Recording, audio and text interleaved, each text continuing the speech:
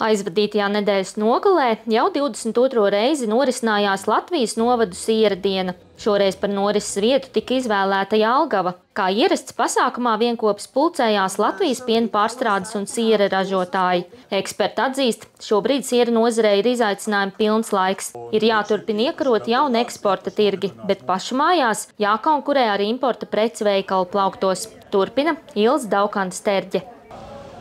Pēc organizācijas Siera klubs apkopotajiem datiem Latvijā strauji palielinās siera patēriņš uz vienu iedzīvotāju. 2023. gadā sasniedzām 23 kg. 20 gadu laikā siera patēriņš ir 4-kāršojies, līdz ar to ir uz pusi pieaugusi ražošana. Un ja vēl pieliktu klāt vai vispār izmestu no plauktiem sieru, kurš ir siera izstrādājums ar taukiem augu, tad mums būtu jau sen 30 kg uz cilvēku. Pēc ekspertu sacītā, tieši preču imports ir tas, kas kavē vietējo ražotāju attīstību un veido nesamērīgi augstu konkurenci vietējā tirgū. Diemžēl tie cipari, kurus mēs redzam, cik siera tiek importēts un cik ir vietējais, tad ir diezgan skumji skatīties, jo tas ir gandrīz 50 uz 50. Arī ražotāji atzīst, konkurence vietējā tirgu ir milzīga, un šobrīd tiek meklētas iespējas, kā attīstīt nišas produktu ražošanu ārpus piesātinātā siera tirgus. Mēs sākām piedāvāt tirgumu bioprodukciju, biopienu, biokefīru.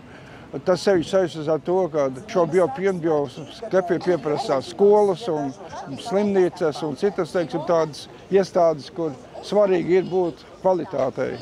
Daudz ražotāji šobrīd ir pārorientējuši savus eksporta tirgus. Aktīvi tiek ņemta dalība arī starptautiskajās izstādēs ar mērķi paplašināt tirgus apjomu ārvalstīs. Siera eksports mums katru gadu ir bijis ar pluszīmi.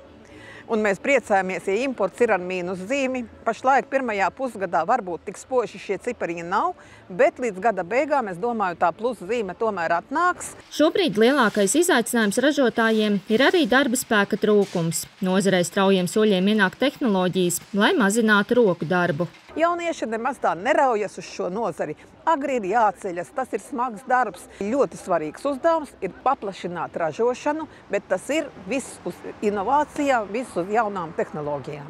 Jāatzīmē, ka salīdzinot aizvadītā gada 6 mēnešu rādītājus ar 6 mēnešu periodu šogad, siera ražošana Latvijā pieaugusi par 3%, jeb par 780 tonnām. Produkcija tiek eksportēta uz 41 valsti. Ilze Daukantas-Terģe, Miks Andersons, Zemgales reģionālā televīzija.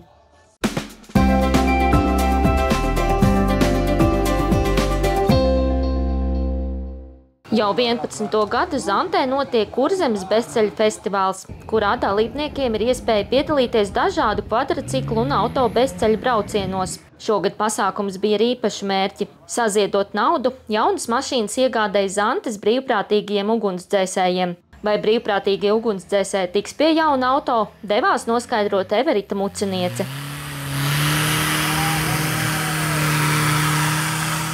Kurzemes bezceļu festivāls Zantes lasīšu karjerā šoreiz tika apvienots ar vairāku posmu bezceļu sacīkstēm, jeb profīreidu. Esam nonākuši līdz festivālām, attiecīgi mums plaša programma, kurā ir vairākas disciplīnas, tāpēc arī mēs to saucam nevis vienkārši par sacensībām, bet par festivālu. Dubļu apļi notiek 7 posmos, 2 no tiem notiek Lietuvā, un mēs esam noslēdzošais posms. Trase katru gadu ir pārdomāta, un galvenās bezceļu sacensības notiek trasē, kur ir 2,5 km gara un ietver arī dubļus.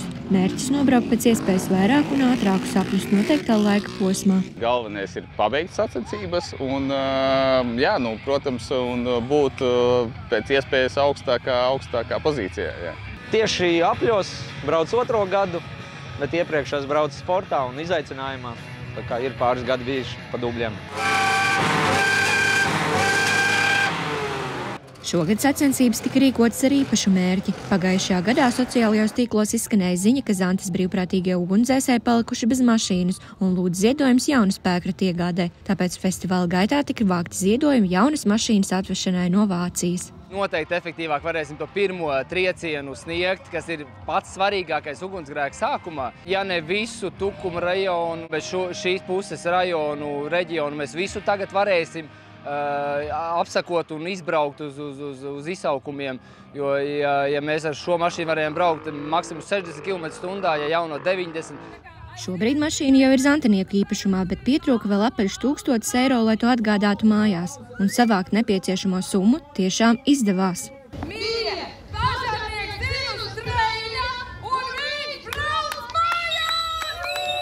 Viss sirsnīgākais paldies, es pat trūkst vārdus.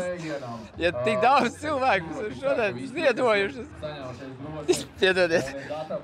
Es nevaru vārdiem aprakstāt, ja cilvēki šitā grib palīdzēt. Tas nenovērtējam. Jauno mašīnu Zantē varēs sagaidīt jau nākamās nedēļas beigās, un tam par godu tiks rīkots svinīgs pasākums. Everita Muciniece, Mikus Andersons, Zemgales reģionālā televīzija.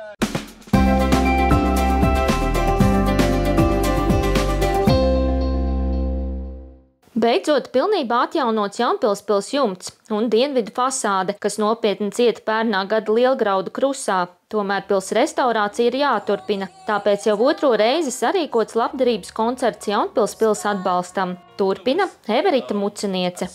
Dēļ jūnijā pils tornis lejās stalažas, bet darbi ir pabeigti. Pērnā gada augusta krusā cietušais jumts ir pilnībā nomainīts, pilī ir nomainīti 40 logi un atjaunota dienvidu fasāde, kā arī kapera tornītis. Jumts ir pilnībā nomainīts 100%, fasāde ir daļēji, dienvidu fasāde pilnībā un piebūs. Ir pilnībā, bet, protams, ka ne visa pils fasāde ir atjaunot pilnībā. Tas mums paliek tālākajiem plāniem un tālākajiem soļiem atjaunošanā. Šis remonts maksājas vairāk kā 1 000 000 eiro. Lielākie izaicinājumi bija tas, ka lieliem tornīm augšā esošais kapera tornīts arī, diemžēl, bija jāmaina, bet tas nebija tikai dēļ vētras, tas bija cietas laika zoba dēļ. Līdz ar ko tas bija ļoti sarežģīts process. Pirms gada pilī notika pirmais labdarības koncerts ar mūziku pret vētru, kurā tika savākti 25 000 eiro pils atjaunošanai. Tomēr pili pamatīgi skāras laika zobs, tāpēc sarīkots 2. labdarības koncerts ar mūziku pēc vētras, kurā vākti ziedojumi pārējai pils fasādes, iekšpagalma un ledus pagraba atjaunošanai. Sabiedrības uzmanība, mediju uzmanība noteikti nāca par labu tam, ka varbūt tās mums bija vieglāk, sekmīgākas sarunas ar apdrošinātājiem, un tomēr valsts nozīmes piemineklis, un ka šie remonta darbi ir veicami. Līdz pat pusnaktī skatītājiem bija iespēja baudīt 17 dažādu mūziķu koncertu. Protams, ka ieinteresēti pils atjaunošanā. Tas jau ir ļoti skaisti. Tagad tā pils ir prieks skatīties, jo mēs jau kaut kādu laiciņu te domājam, ka viņa prasās arī bez tās vētras prasījās pēc atjaunošanas. Brīnišķīgi, brīnišķīgi. Un ja vēl visi kopā saziedosim mazliet vairāk, tad noteikti tās pārvērtības pēc gada mēs ieraudzīsim vēl lielākas. Mūziķi, kas piedalījās koncertā, nenoliedz, ka labdarība ir svarīga, jo īpaši kultūrvēsturiskā mantojuma saglabāšanai.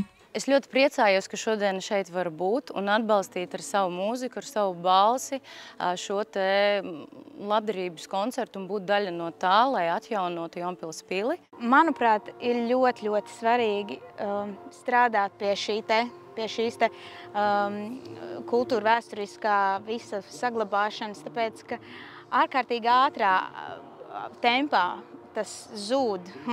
Mēs jau paši daudz ko darām, lai tas tā arī notiktu. Jā, un dažādas mūžas un vēsturiskas ēkas aiziet, kā saka, pa pieskari. Tāpēc, manuprāt, tas ir tomēr baigi svarīgi, lai mēs saviem bērniem varam tomēr arī vēl kaut ko parādīt.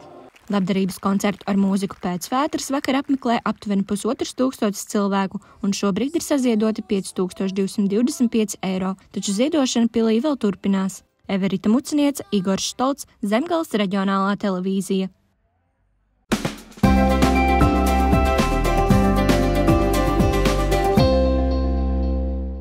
Latvijā turpinās pašvaldību darbs pie savu ģērboņu izveides. Tukumā no 23 pagastiem tādi ir tikai pusēji. Vietējie iedzīvotāji ir gan aktīvi, lai izvēlētos tieši kāda būs viņa dzīves vietas vizuālā identitāte, taču nereti samulst, uzzinot, ka tiem ir stingri kritēriji, un ģērbonis nevar izskatīties kā glezna vai skaista gravīra. Turpina Everita Muciniece. Mazajā Zantes pagastā dzīvo pār 100 iedzīvotāji, taču arī viņiem ir svarīga paša vēsture un identitāte, tāpēc publiskajā apspriešanā aktīvi piedalījās izvēloties vienu no 3 ģērboņu variantiem. Katrs mužkungs turēja ģērbonis. Ja mēs skatāmies, kāda viņi bija agrāk, tad viņi bija tādi diezgan pabriesmīgi, tur ar ērgļu galvām, lauvas rīklēm. Atsauksmes bijuši dažādas, ir arī bijuši nopēlumi, ir arī bijuši uzteikumi. Man vairāk patīk otrais variants, jo otrajā variantā ir attēlots Zants pagasta smiltiņkalns, kas skaisti ir attēlots kā spicīt, kā augstākā virsotne. Un bitītes, protams, bitītes, mūsu cilvēki, darbīgie cilvēki, kur piepilda skaitliski mazo pagastu iedzīvotāju skaita ziņā. Ģērboņu izstrādes process sākās pagājušā gada nogalē. Savāktie iedzīvotāju priekšlikumi un stāsti tika izmantoti kā pamats ģērboņu dizaina izveidei. Tā kā es esmu vēsturnieks un pētu ģērboņus arī akadēmiskā līmenī, es piegāju arī no tās puses un centos arī skatīties, kāda vēsture katram pagastam ir, kaut kādas lietas, ko varbūt iedzīvotājs nepamana. Dažkārt iedzīvotāji ģērboņus vēlas mākslinieciskus kā gleznas, atzīst Tukuma domē. Tomēr jāņem vērā, ka heraldikā ir īpaši nosacījumi, kā jāveido šīs identitātes zīmes. Heraldikā pastāv tikai 4 krāsas – sarkans, zaļš, zils un melns, reizēm arī purpurs, un pastāv 2 metāli. Ģerbonī jāiekļauj heraldiskās vai figūras, kas ir aprakstāmas. Ja viņas nevar heraldiski aprakstīt, tad tādas nevar iekļaut. Tukuma novadā ir 23 pagasti, 11 jau ir ar saviem ģērboņiem, bet vēl 12 gaida. Paredzēts, ka līdz gada beigām darbs būs pabeigts. Visi, ejot dziesmu svētku gājienā, zinātu, šis ir Zantes pagasts, šis ir Matkulas pagasts, šis ir Vāni, un tie ir cērinieki un pārējie. Latvijā ģērboņi šobrīd ir aptuveni 320 pagastiem. Likums nosaka, ka pašvaldībai var būt savs ģērbonis, bet ja tā nav, pašvaldība lieto Latvijas valsts mazo ģērboni. Everita Muciniece, Igors Štolts, Zemgales reģionālā televīzija.